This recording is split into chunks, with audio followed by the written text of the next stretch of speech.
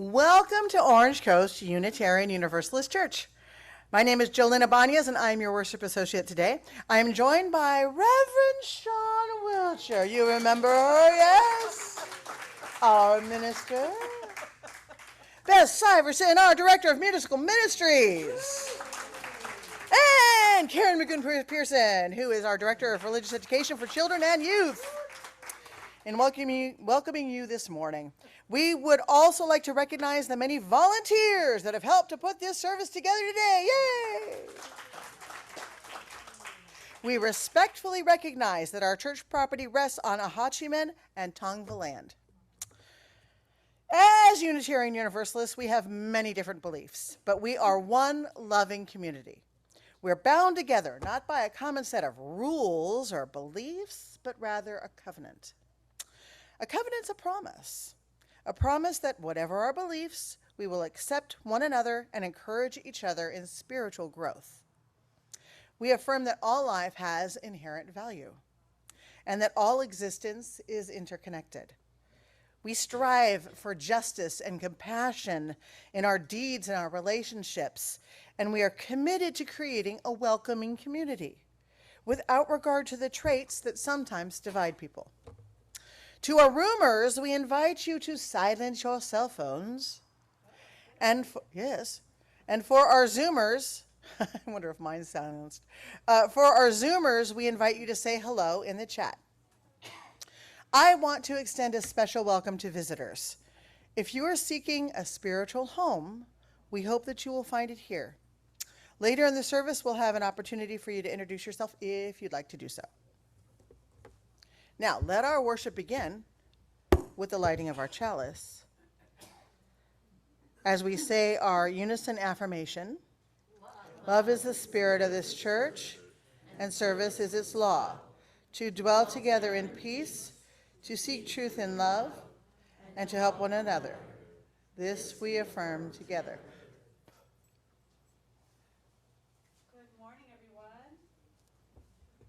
Good morning. Our opening song is called Gather the Spirit by Jim Scott, Unitarian Universalist composer from the East Coast. I was just with him a couple weeks ago at our conference.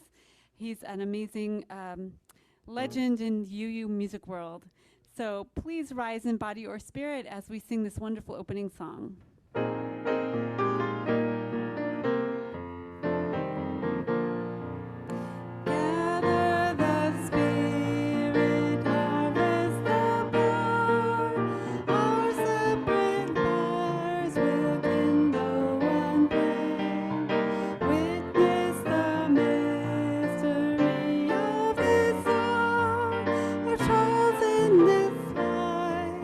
Appear all the same.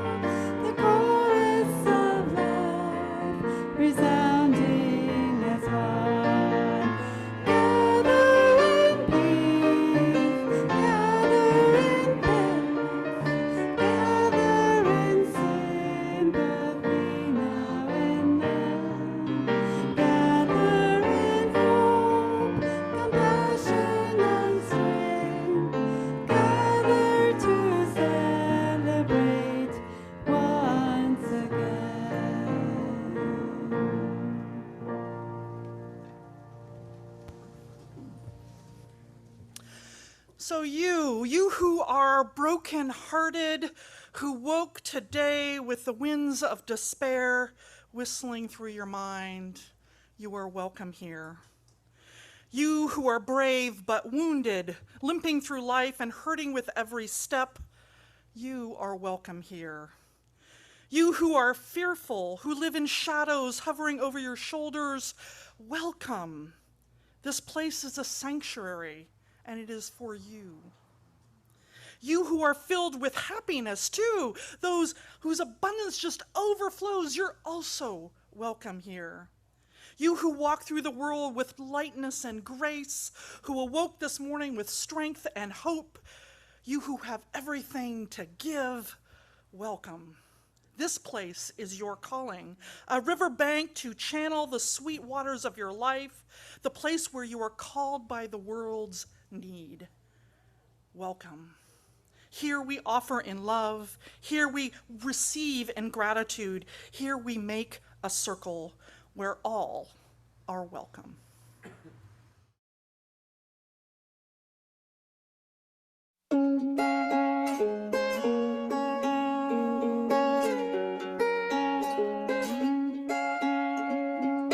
Over the hills and far away, looking out for a better day. When it seems like there's no escape, take me to my happy place. If I could wish upon a star, I'd wish that I could heal the scars and take away every ounce of pain. So hold my hand if you feel scared. I'll build a house where you feel safe. And if you call my name, then I'll be there. Over the hills and far away, looking out for a better day. When it seems like there's no escape, take me to my happy place. If I could wish upon a star, I'd take us right back to the start. Close my eyes and live those days again. Oh, I would walk 1,000 miles to hear you laugh and see you smile. I wish that things would never have to change.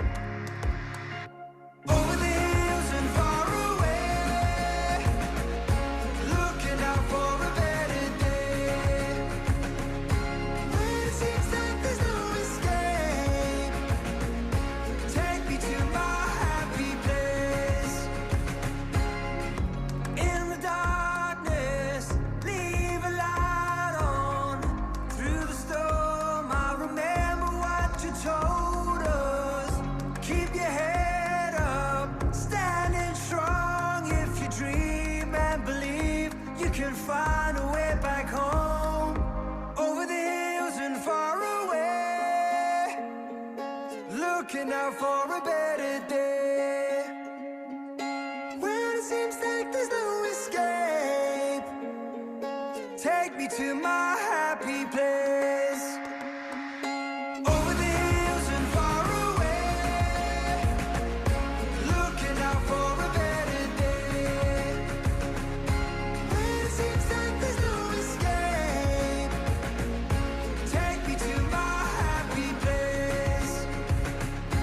Oh, oh, oh, take me to my happy place.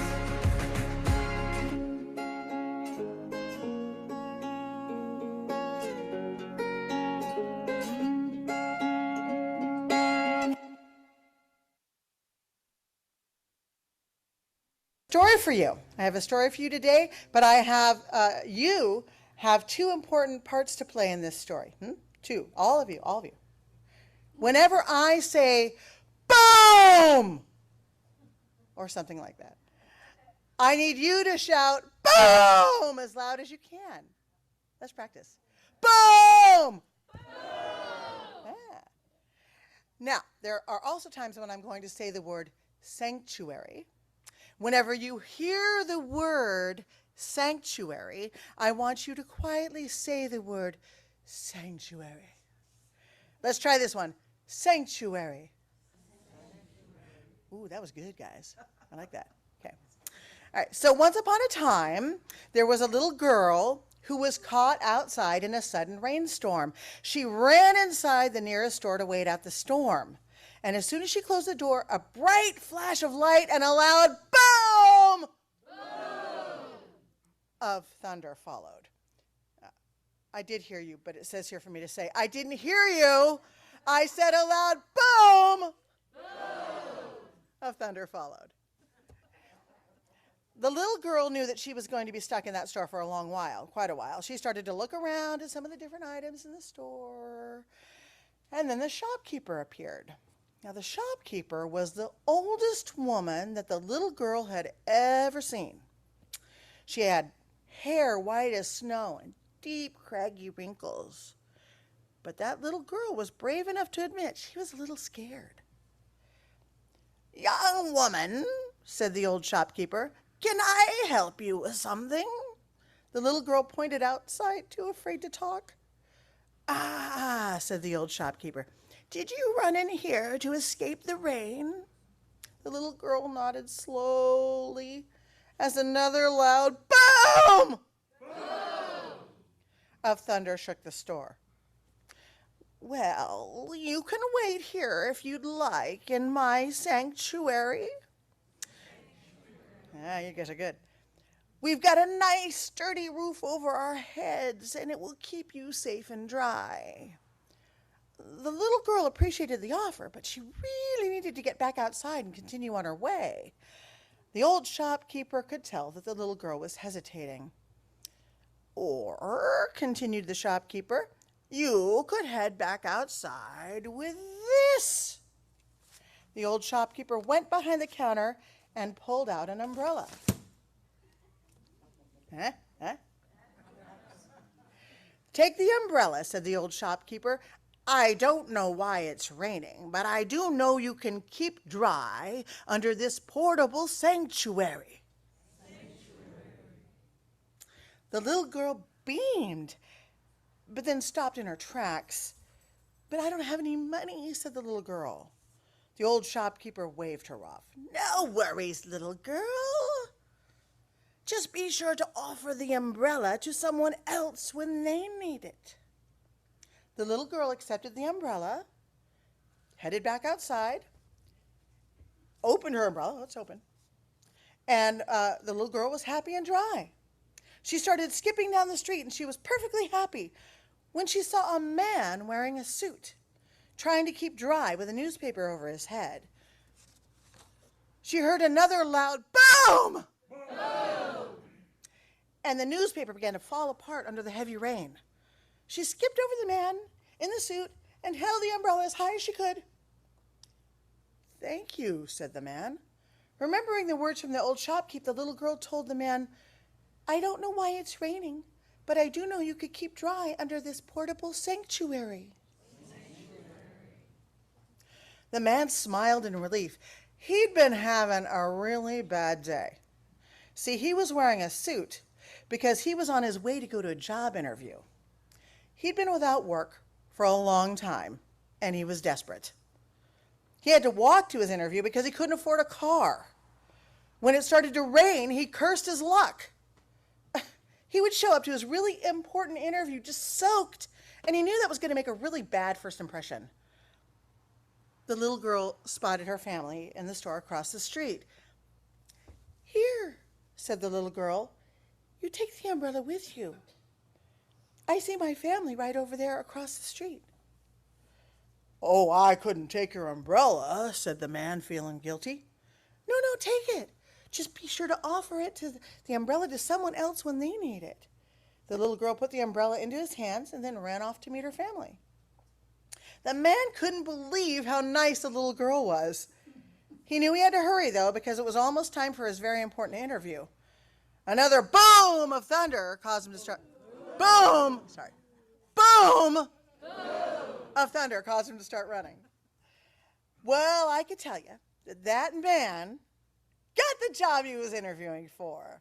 And soon enough, he was able to buy a few umbrellas of his own. Whenever it would rain, he would bring not only his own umbrella that the little girl had given him, but he would bring 2 more small umbrellas to give away to people who were stuck outside in the rain. And every time he gave away an umbrella, he would say, "I don't know why it's raining, but I do know that you can keep dry under this portable sanctuary." And soon everyone in the town had an umbrella that they could take with them. And if the townspeople passed by someone without an umbrella, they would give up their own umbrella and pass on the words now known by the entire town: "I don't know why it's raining, but I do know you can keep dry under this portable sanctuary." There you go. And All right, I'd like to invite Karen Magoon-Pearson up here and light the children's chalice, and then we'll sing our children out to the religious education classes.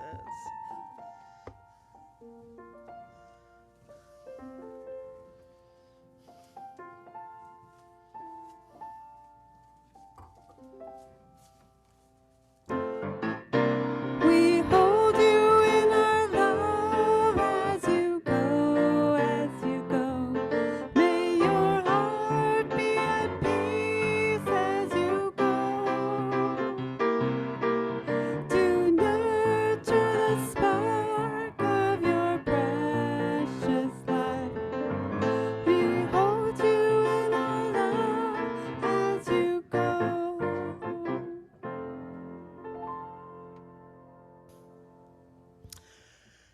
So today we're going to talk about our happy place.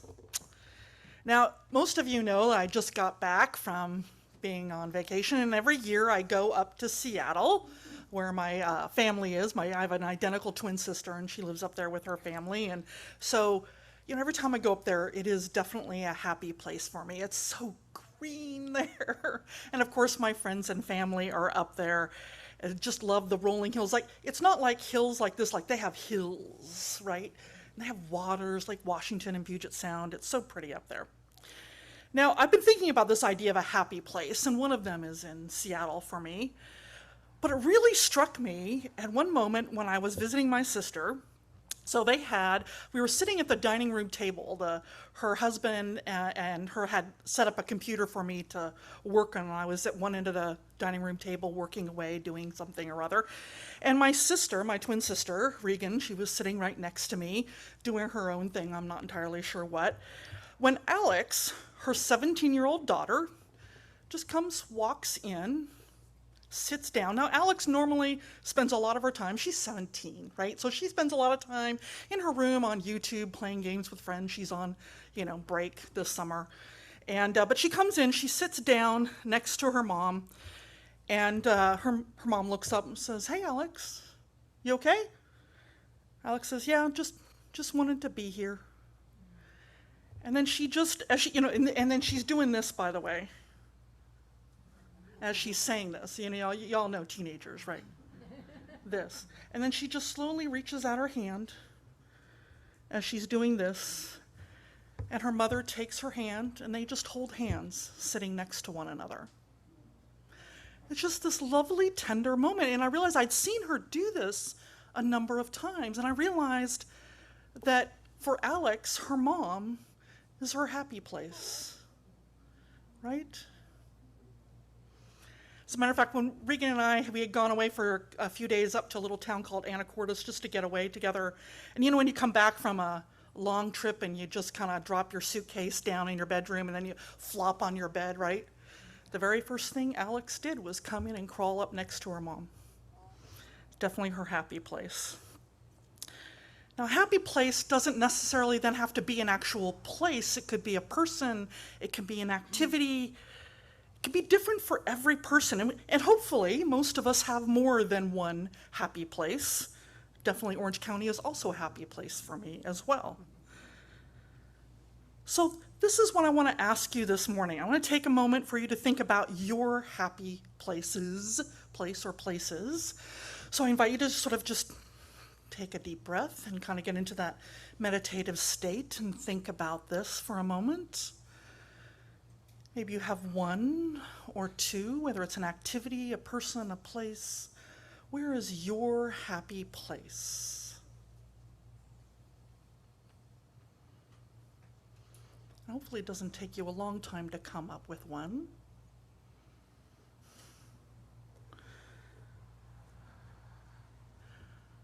What I'd like you to do now is turn to someone, maybe you don't know them, sitting near you, next to you, and tell them your happy place. And if you're online, if you're one of the 30, 40 people online, if you want to write it in the chat, I'll share it with the group. What is your happy place?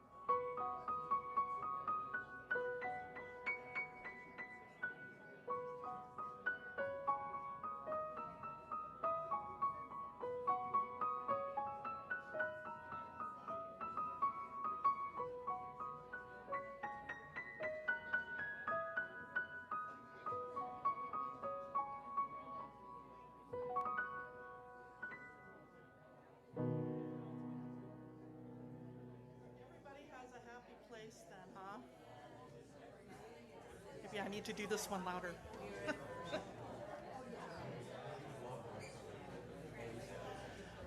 All right, don't worry, you're not done talking to one another. I'll read you a few of these that have been online here. Let's see, Kathy, who's coming to us from Lancaster, Pennsylvania. She says Star Island, which if you didn't know is a UU place, seaside resort. And Rivers, she says Star Island, rivers, beaches, yoga, backyard. Sounds like outdoors is a good place. Karen K says my backyard in the morning, a recliner by my window, hugging my dogs. Right? Tracy says my family and nature, especially the ocean. And Craig P, he says a beach park in Oahu where I would swim with other people after work at University of Hawaii, Alamona Beach Park. I don't know if I'm pronouncing that correctly. But there you go. Alamoana. Thank you. And Catherine T says floating on a tube in ocean water at Descanso Beach, holding the swim line with one hand and a cold beverage with the other. Let's see here. Looks like, let's see. Oh, I did miss a few. Maureen says relaxing with my dogs or when my daughter visits or hiking in the morning when the birds are singing. Isn't that nice? You get up before everybody else and the birds are singing. Anne says, I'm going to my family reunion in September. I can understand that. Jeffrey S. says, anywhere I can be creative. And Gail says, my apartment. Awesome. All right. So now I want you to think a little bit deeper of all your happy places, okay? Our next question is, so what are the qualities of a happy place for you? What are the qualities? Think about that for just a few moments, and then again, I'm going to have you turn to a neighbor and share. But think about that. What are the qualities of a happy place? What needs to be part of it? Maybe it's not one thing, maybe it's many things, different things.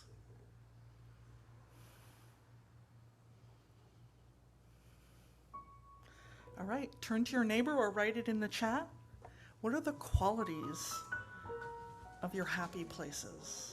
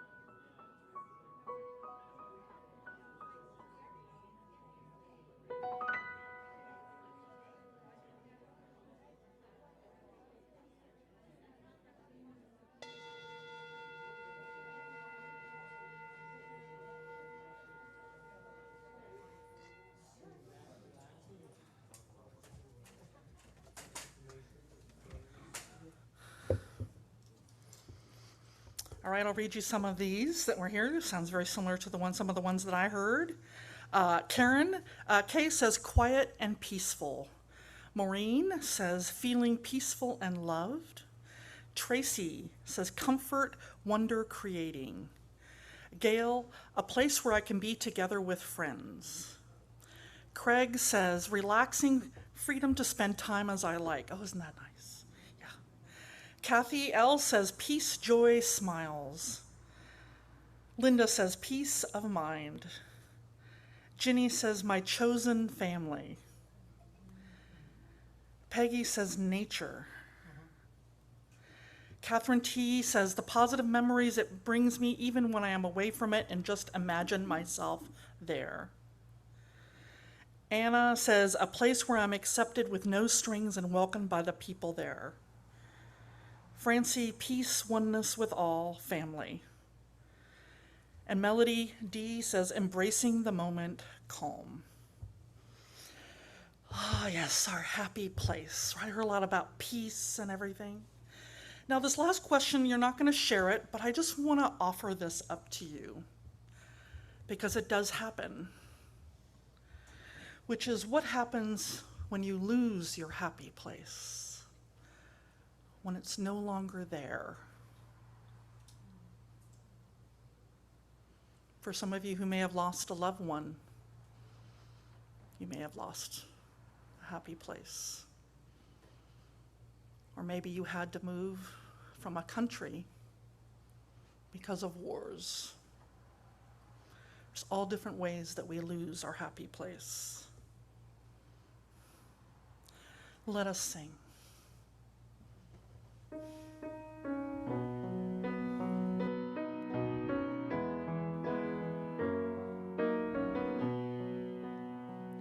Make us so where we are a sanctuary, each made holy, loved right through. With thanksgiving, we are a living sanctuary anew. Make us so where we are a sanctuary, each made holy, loved right through. With thanksgiving, we are a living sanctuary. One more time. Make us so where we are a sanctuary, each made holy, loved right through. With thanksgiving, we are a living sanctuary anew.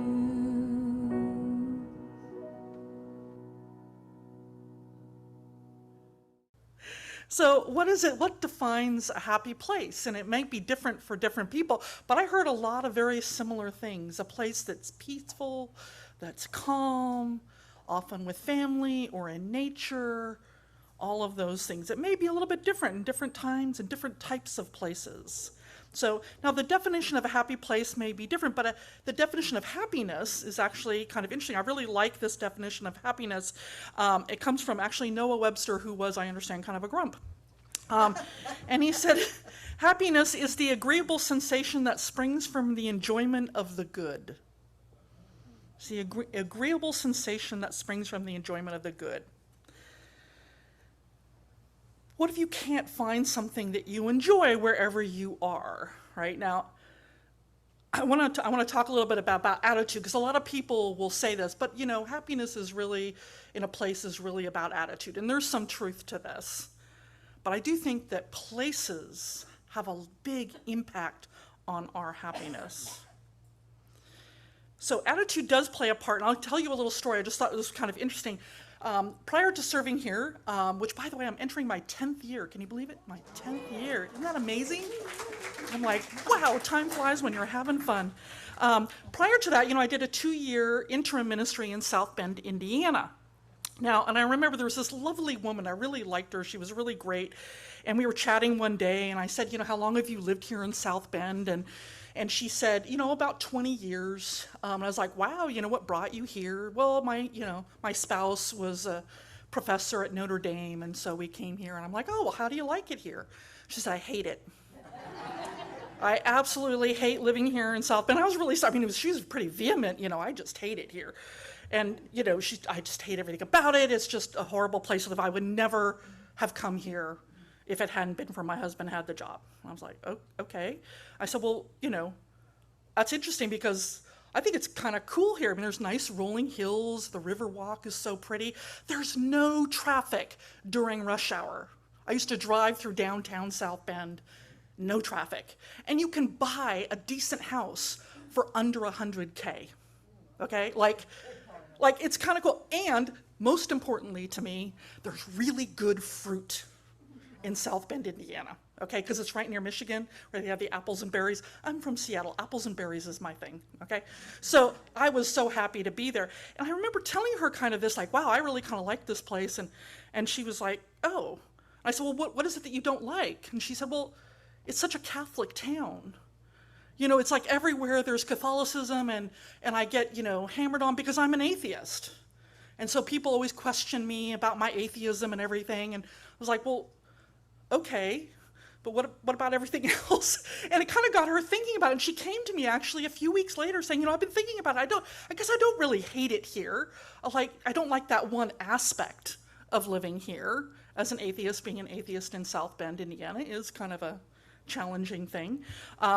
Which, you know, okay, I can understand, but, you know, the traffic here in Orange County is kind of challenging too. But, you know, I love the weather. Like, as much as I love Seattle, okay, let's talk weather here, right? Like, there's, you know, that gray that comes down. It's beautiful always in the summer, right? The summer is the perfect time to go up to Seattle, because then we say the mountain is out, because you can actually see it. So, you know, that's a great time to go up there. It really is my happy place when I do that. But so some of it is attitude. What are you focusing on for what's creating your happy place or not? So, but there is one thing that I think that all happy places need to have. And it was kind of inherent in some of your responses there, but I do believe that a happy place has to be a safe place, right? It has to be safe for you to be relaxed, calm, peaceful, all of those things that you said were qualities of a happy place. It's a place where we can be who we are, where we're non-judgmental, whether it's hanging with my sister who I know loves me unconditionally, being with people like that, right? There's a quality of beauty as well, I think, in a safe place. We see that obviously if we go out in nature, in your gardens or your home, what you've created there, but also beauty in the love between people, like Alex and her mom, Regan. So there's that kind of beauty, love thing that goes on there. For me, when I was recently asked, what do I think is one of the most beautiful places on earth? And if you go to Mount Rainier, to a place called Sunrise, there's another one called Paradise, but I like Sunrise better. It is in July or August. You have to go July or August. It is, to me, the most beautiful place on earth, and it is a happy place for me. It's just gorgeous. It's above the tree line on Mount Rainier, and the wildflowers are just out, and the mountain is there in all its glory. It's just amazing. I also want to point out that there's a difference between a happy place and in a place that we escape to, right? So escapism is a bit different. And by the way, in no way knocking escapism. I think we all need it. I will probably go home and binge watch, some Marvel movie after things, just to let my brain rest, after the service or something. That's what I do. But it's a tendency to seek distraction. This is the definition of it. Tendency to seek distraction or relief from unpleasant realities, right? Like, I'm tired. I just want to go home and watch a Marvel movie. Not Endgame, but, Anyway. So I think a happy place is where you feel safe to deal with the unpleasant realities. Even if you don't, you feel safe to, right? You can talk to your spouse. You can be honest when they say, "How was your day?" You don't just say, "Oh, it was fine." You feel safe. And not everybody has that at home. I just want to point that out. And that's unfortunate. Home should be a safe place, a happy place. It's a place where you can be all of who you are. So now, how do you then create a happy place for yourself? Or find ones that you don't know of. Now, I'm an expert in moving. I have moved all around the world. And I can tell you that attitude does play some part in it. I always find something that I like about everywhere I've lived. Everywhere. I struggled in Nashville, Tennessee, because it was so hot and muggy, but I found it. It actually is a beautiful place. And the music's incredible. But some people actually go in search of it. And I want to introduce you to this guy who wrote this book. Let's see here. Oh. Can you go to the next slide? There we go. Okay, so this guy named Eric Weiner, he wrote this book called The Geography of Bliss, The Grumpiest Man on the Planet Goes in Search of the Happiest Places in the World. Okay, now Eric Weiner, if you don't recognize the name, he was an NPR correspondent for a gazillion years. He covered wars and famines and corruption and all sorts of things that made him really grumpy. And he was really tired of feeling jaded and frustrated with the world. And so he literally traveled around the world to find the happiest places on Earth. And here's some interesting thing. One of the things that he found was that, first of all, people are actually pretty good at judging their own happiness level. So he literally would go to countries and ask them, different people on the street, how happy are you? And why? What is the quality of your happiness? Kind of like what we did today. Now, he found a number of really interesting things, one of which is that wealth does not make you happy. He went to Qatar in particular, which he calls it, he said, the country that won the lottery. It's like everything's paid for, everybody's wealthy, you can get whatever you want there, right? But he said, but everybody is so walled off from one another. He said, that's one of the things that we do is we gain wealth, right? You start in an apartment, you go to a house, you go to a bigger house, to an estate, and we think that we've made it, but we've built more and more walls around each other. Interestingly enough, colder countries fare better in happiness. Iceland was one of the happiest places that he went to. And poverty does hurt happiness. There's no doubt about that. But he said, ultimately, the countries that foster relationships are the happiest. And Iceland and Bhutan were his two favorites that he went. So, but now Bhutan is a very interesting place. I think more than any other. If you don't know anything about Bhutan, you're going to hear a little bit about it. It's because I got a little part of a video from a former prime minister, and he's the head of the Democratic Party of Bhutan now. And he's going to tell you why. This is from a TED Talk. And if you haven't seen this TED Talk, it's awesome. It's really good.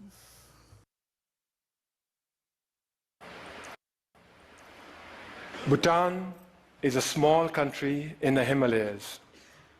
We've been called Shangri-La, even the last Shangri-La. But let me tell you right off the bat, we are not Shangri-La. My country is not one big monastery populated with happy monks.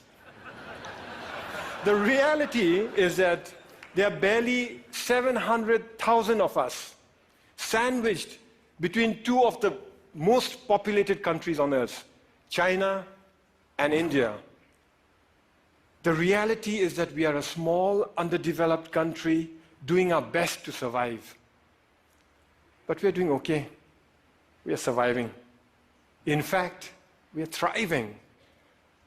And the reason we are thriving is because we've been blessed with extraordinary kings.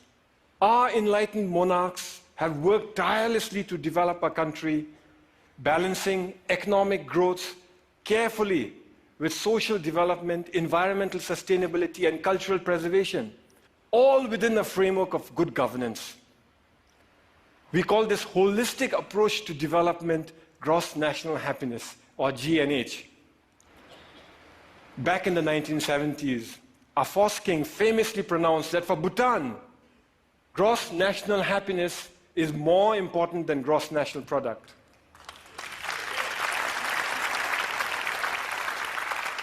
Ever since, all development in Bhutan is driven by GNH, a pioneering vision that aims to improve the happiness and well-being of our people.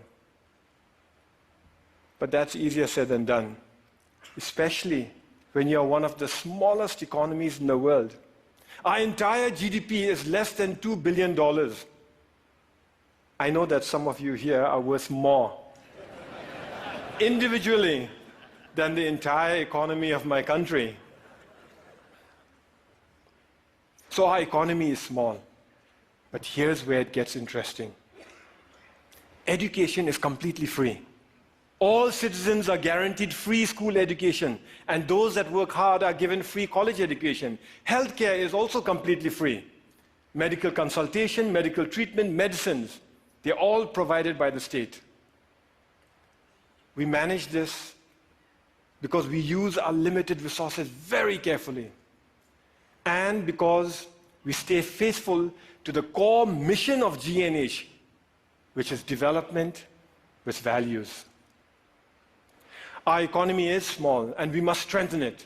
Economic growth is important, but that economic growth must not come from undermining our unique culture or our pristine environment.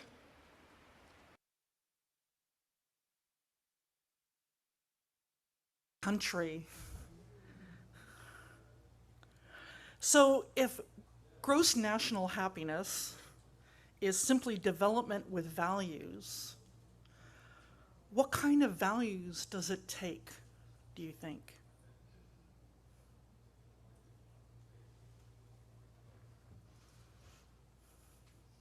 Feel free to pop that out or pop it into the chat. What kind of values do you think it would take our country to put gross national happiness ahead of gross profit and whatever? Yes. What was that? Human rights. Equity. What? Equity. Equity. Respect for everyone.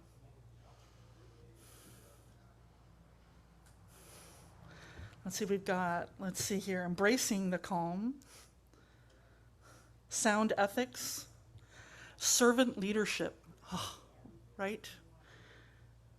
Environmental sanity.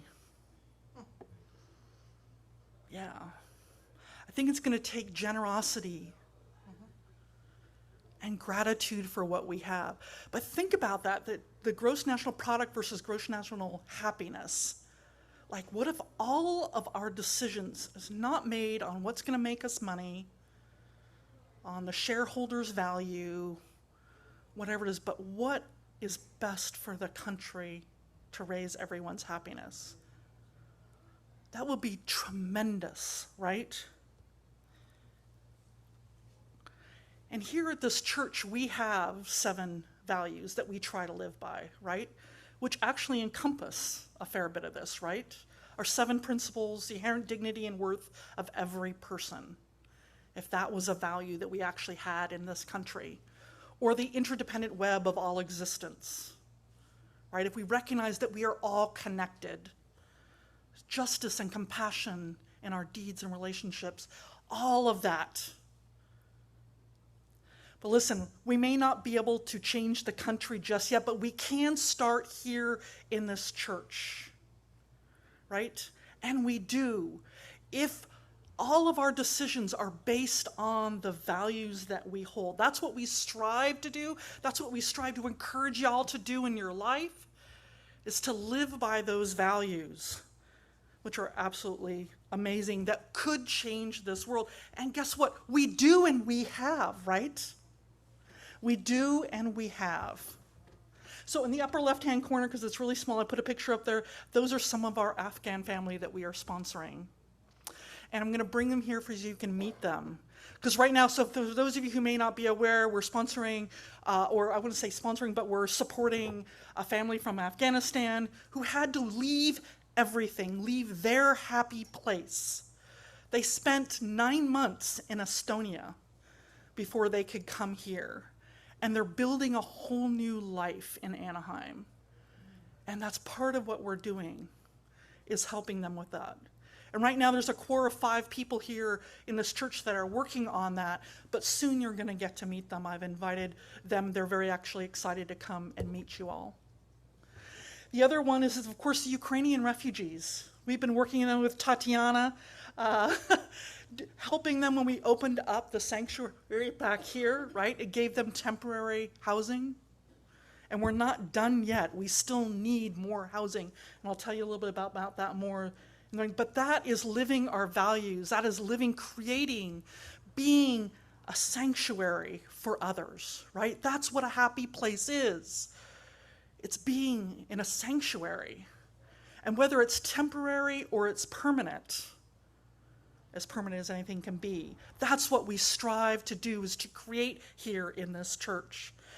Whether it's Afghan families or Ukrainian families or maybe sexual minorities, anyone whose religion is not part of the mainstream, you're welcome here, right? This is your sanctuary. This is where everyone is welcome. And when we choose to live those values, when we say, okay, every decision I'm going to make is based on living those values, our 7 principles, on what builds a sanctuary, a happy place for everyone, right? That's when we're going to change the world. May it be so, blessed be, and let us sing.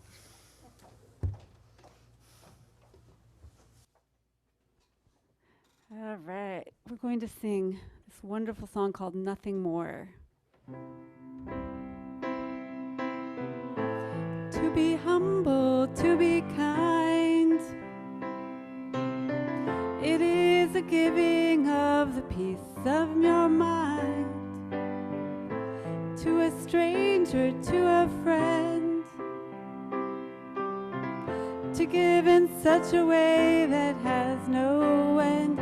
We are love, we are one, we are how we treat each other when the day is done.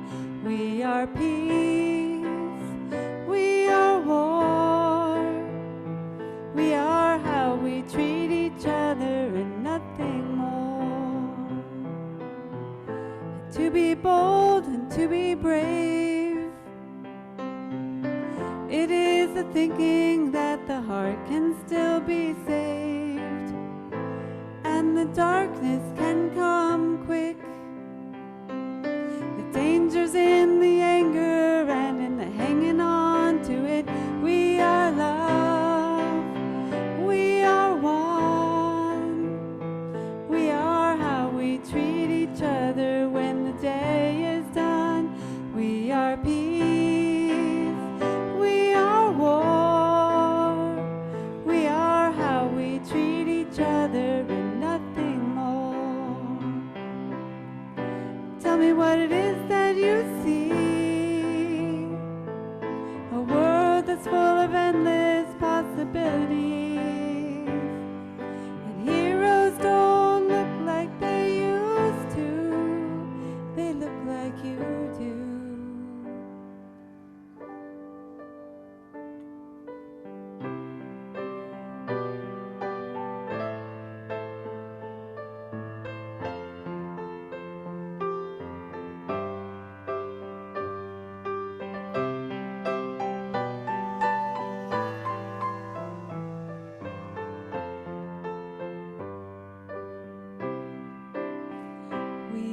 love.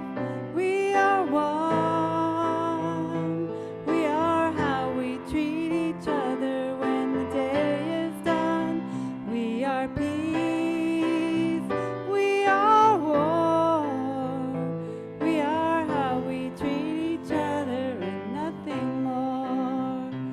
We are how we treat each other and nothing more. We are how we treat each other.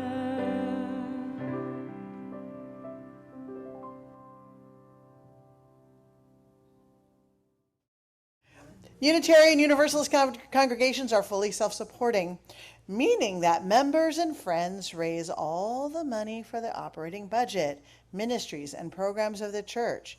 That means all of you. We are ever grateful for your gifts of your time, your treasure, and your talent. OCUUC amplifies that spirit of generosity by sharing half the plate we receive with an organization that shares our values. This month we're partnering with Micah's Way. I'm going to read a little something to you here. It's not exactly what that says. Well, actually, it's kind of what that says. But I'm going to add that Micah's Way has a resource center where people can come for help, and they offer programs for families and individuals to climb out of homelessness. Micah's Way has an education program, Micah U, offering help with books and transportation, as well as a program called Lights On in conjunction with St. Vincent de Paul, helping those recently released from the Santa Ana jail. So lots of good work going on there. It's an all-volunteer public benefit corporation, and learn more at micahsway.org. There are multiple ways in which you can support this church and this organization. You can mail a check, you can go through our website, you can use an app called Vanco Mobile, or send a check. The choice is yours. All the information is on our website should you need it. As always, thank you for your generosity.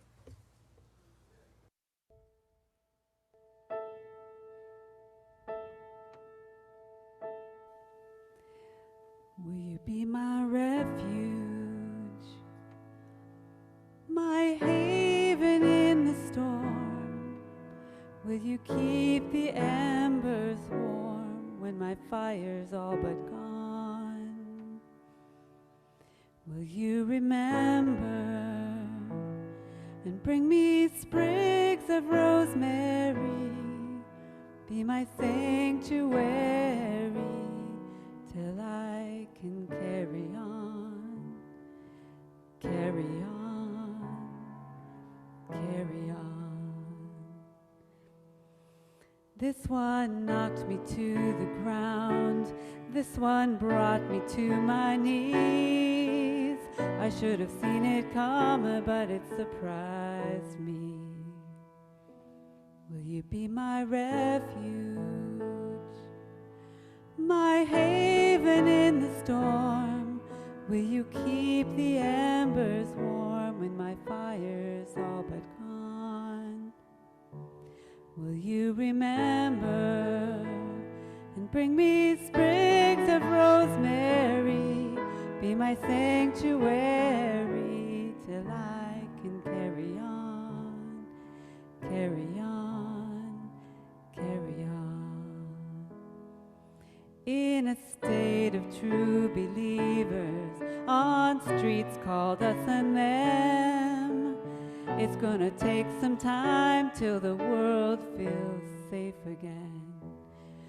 Will you be my refuge, my haven in the storm? Will you keep the embers warm when my fire's all but gone? Will you remember and bring me sprigs of rosemary? Be my sanctuary till I can carry on, carry on, carry on.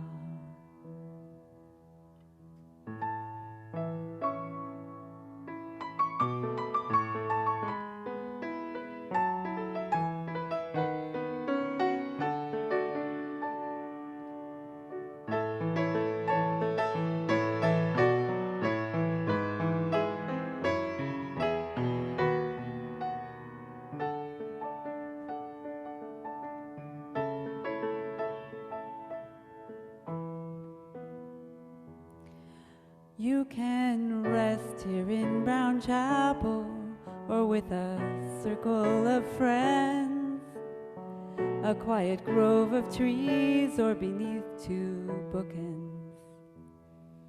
Will you be my refuge, my haven in the storm? Will you keep the embers warm when my fire's all but gone? Will you remember and bring me sprigs of rosemary? Be my sanctuary till I can carry on, carry on, carry on, carry on.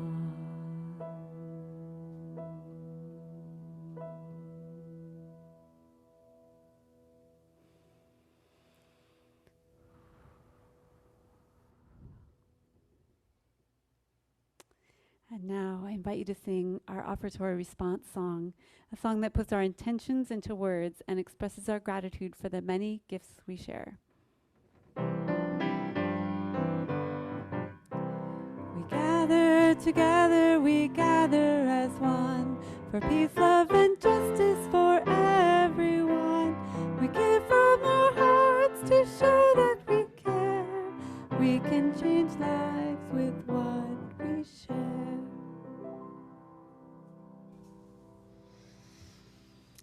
Well, now is that time in our service where we honor important events and people in our lives, which I hope creates a sense of a sanctuary. And there's a reason why we call this a sanctuary, right? It's a safe place for you to express how you're feeling and how you're doing. So this is a weekly ritual. We call it Joys and Sorrows, and everyone is welcome to participate, whether you're a member, a friend, or a visitor. And I'd like to invite Lori Kluge up here. She is one of our pastoral care team members. She's going to assist.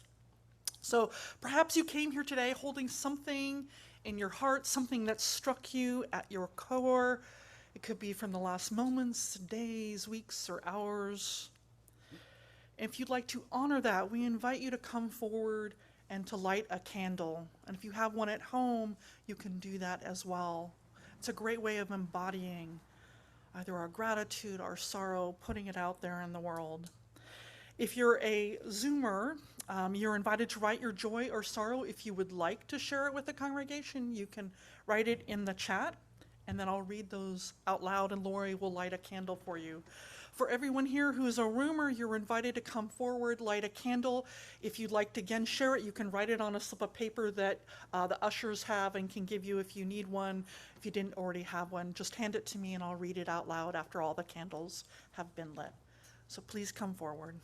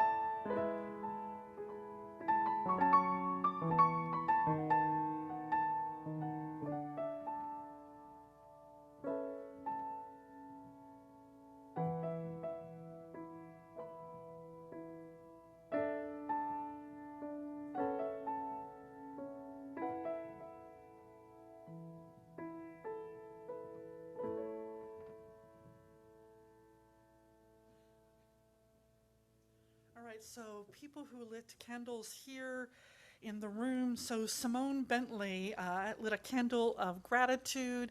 She says today is her 80th birthday. She says, I thank Mary for the lovely card, Marilyn for the lovely card, and the congregation for their good wishes, and my family and friends. This church is one of my happy places. Me too.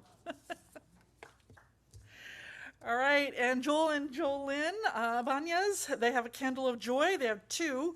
One, an amazing trip to Paris they just took. She said, we'll tell you all about it. Pictures, I hope you have pictures on your phone. And two, Chance, their son starts high school on Wednesday. Holy Cats High School. When did that happen?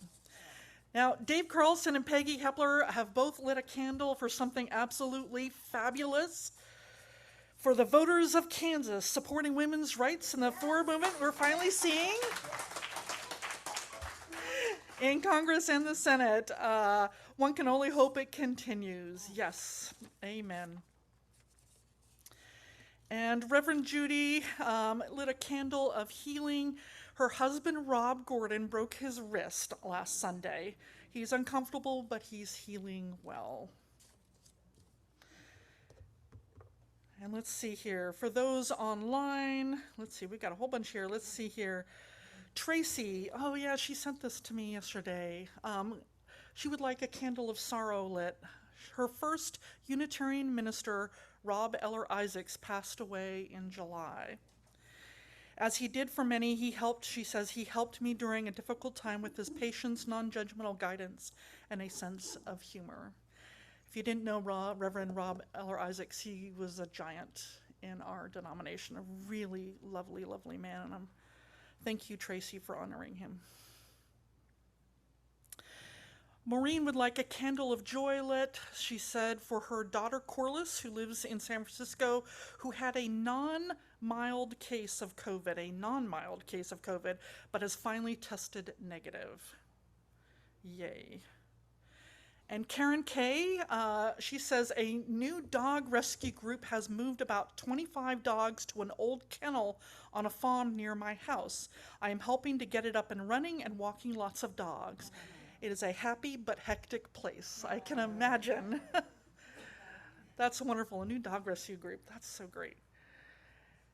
And Judith has both a joy and a sorrow. She says her joy is her son Marshall visiting from Taiwan for the first time in more than 2 years. Her sorrow, however, is at having to keep separated because she and her husband Steve both caught COVID just after he arrived. Yeah. And I also just want to point out it was Judith's birthday this week too, so she had to have it separated from her son. So happy birthday, Judith. I don't know if you heard the collective "aww" in the room, but there you go. Craig P says he has one, a candle of joy for quality time with his mom and others at OCUC for tourage of the Heritage Hill Park offered by the auction by Gabrielle and Alan Block. And also would like a candle of hope for final passage this week of the largest climate bill in U.S. history. Fingers crossed, yes. And Sarah Jones, she has both a joy and a sorrow. She's sad that her daughter is in Canada and extended her stay another week, but happy that she's having a great time. I miss her. She said the upside is I'm spending a lot of quality one-on-one time with her son Benjamin in her absence. So has pluses and minuses. Let's hold in love all these joys and celebrations, and of course also the hurts and sadness, whether they were spoken or they remain silent in our hearts. Let our joys remind us to be thankful, our concerns remind us to hope, and our sorrows remind us to connect. And let all these moments remind us that we're not alone. Please join Lori in a spirit of prayer.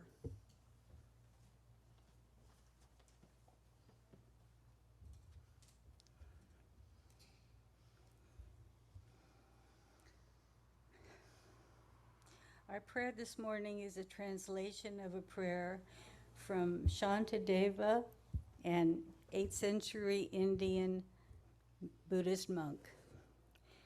May I become at all times, both now and forever, a protector of those without protection, a guide for those who have lost their way, a ship for those with oceans to cross, a bridge for those with rivers to cross, a sanctuary for those in danger, a lamp for those without light, a place of refuge for those who lack shelter, and a servant to all in need for as long as space endures, and for as long as living beings remain. Until then, may I too abide to dispel the misery of the world. Amen, and blessed be.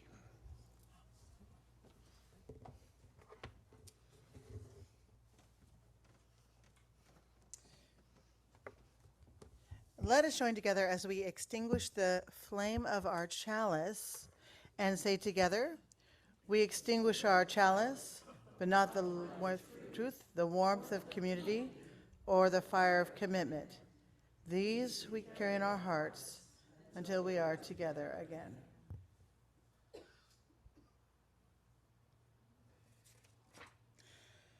Thank you for joining us. This morning, we are a congregation made of people who all believe differently, right? And yet when we gather together, whether we are in the room or we are on Zoom, we make up one loving community. We need not think alike to love alike. If you're a guest, a visitor, or someone who has not yet been known to us, I invite you to become a part of this beloved community. We encourage you to either write in the chat, or if you're a Zoomer, or if you're a roomer, stand for a brief moment and tell us your name and where you're from, if you're okay with that. We'll bring over a microphone if you'd like to, so the Zoomers can hear you too. There we go. Hi. Our Zoomers need to hear your name, so technicality. Max and Todd from Portland, Oregon. Welcome. Okay. Oh. Beth. Speak. Okay. Hi, I'm Margaret Armstrong. This is my husband, Scott. And I can't say we're members, but I can say we're hangers-on. We were members here for 25 years before we relocated to North Carolina 7.5 years ago. And every time we're back in town, we're back here. And Yay. happy to be here.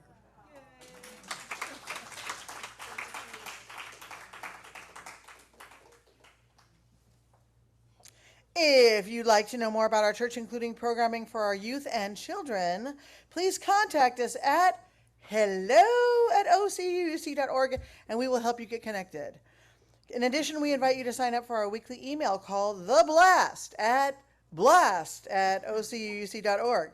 We want everyone to feel a part of this beloved community, so please reach out and we will help you get connected. And now, back to Sean for announcements. All right, announcements. You can see the big one we've got coming up is our Wild and Scenic Film Festival. This is what, year 4, 5? Something 5? I can't remember. This is exciting though. We've got 2 different showings of it. And just remember, you have to buy tickets because we generally sell out. So go on and buy your tickets now. You can go to our blast, which is our weekly email. If you don't know what that is, see someone at the welcome table and they'll get you signed up so that you can go in and get some tickets for that. It's going to be a thing. We've got like people coming, some of the producers of the various films that we show are going to be here, the directors or filmmakers, whatever they're called. They're going to be here to answer questions and all sorts of things. It's always such an incredible day and night. So we've got a 2 o'clock and a 6 p.m. showing. The other thing that I want to also tell you about, Tatiana, who you know is our local Ukrainian amazing superwoman. She is involved with an organization called Nova Ukraine, which is helping to try to find housing for Ukrainian refugees here in Orange County and other places around. But Tatiana in particular is dealing with Orange County. And I know a number of you have opened up your home to Ukrainian refugees, including Beth and the Killshores, and Jennifer T did, and I can remember there's someone else. I can't remember, but people here have opened up doors, which we're so grateful for. And I know that it's tough. If you have a room in your house. So one of the issues that's going on right now is that, all these Ukrainians were welcomed in and said, yes, you can come in and we'll get you working, we'll get you a work permit. Unfortunately, here in California, there's a backlog of about 9 months to get a work permit. So yes, you can come in, but you have to support yourself and you can't work. Like, it's kind of crazy. And so we're just really desperate for people who might have a room in the house to be able to take someone in. And one of the things that, because, a lot of people have a guest room, but they're like, I use that guest room, right? You have family and things like that. So Tatiana had the kind of cool idea of, well, what if you could say, I'm just going to do it for 1 month. And then that person or family would move to another location for a month. And so you could be part of sort of a train of people that could take people. So if you have a room available and you're willing to do that, it's an absolutely wonderful experience. I know Beth and Jan have been doing it. Volodymyr is staying with the Killshores. Please see Tatiana. You can see myself, and I'll introduce you to Tatiana. She's back there in the corner, and we'll see what we can do. It's been interesting. She's been looking everywhere, and lots of churches have been asked, and it's still really a difficult challenge to try to find places for people to live. So they're living in hotels, using up all of their savings, everything, and Nova Ukraine is doing whatever they can. So at any rate, if you'd like to create sanctuary for someone, temporary or permanent, this is a great way to do it. And they've been absolutely wonderful, amazing people. So may you always find, create, and have a happy place. Let us sing our benediction. Let us go out and all do our part. Let us go out, bring joy to each heart. Let us go out with indifference destroyed. Let us go out with joy. Put your hands together. Let us go out and all do our part. Let us go